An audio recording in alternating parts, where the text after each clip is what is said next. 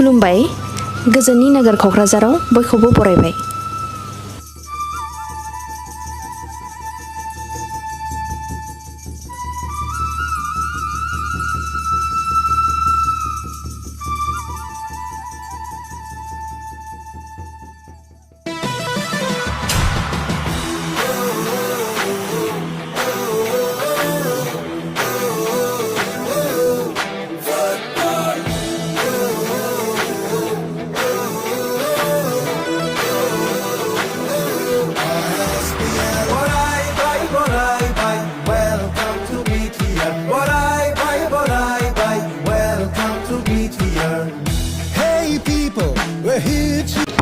BTR सरकारनि बानजायनायावहाय season 1 2022 ISPL आ जोबथा मेट्सआ जानो थांगासिनो दङ आरो बे मेट्सआ जागोन क'क्राझारनि साइ स्टेडियामावहाय जागोन।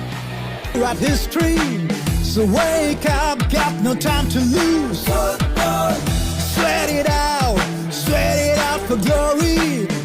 Here we are to play for our pride.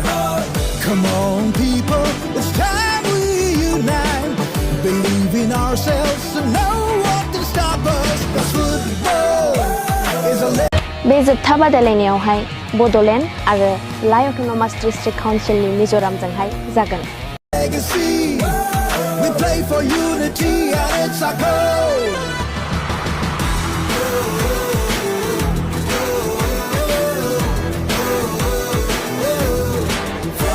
बे जोबथा बादायलायनायावहाय आलासि महरै नुजाफैगोन मानगोनां डक्टर हिमन्त बिश्व शर्मा आरो बेजों लोगोसे नुजाफैगोन मानगोनां आफादगिरि अल इन्डिया फुटबल फेडारेशननि श्री कल्याण चौबे बिथांमोनाबो नुजाफैगोन आरो बिथांमोनजों लोगोसे बिटिआरनि CEM प्रमद बर' सारजों लोगोसे बिटिआरनि गासिबो दैदेनगिरिफोराबो बाहागो लाफैगोन आरो 6 शेड्युलनि गुबुन गुबुन दैदेनगिरिफोराबो बे जोबथा बादायलायनायावहाय बाहागो लाफैगोन।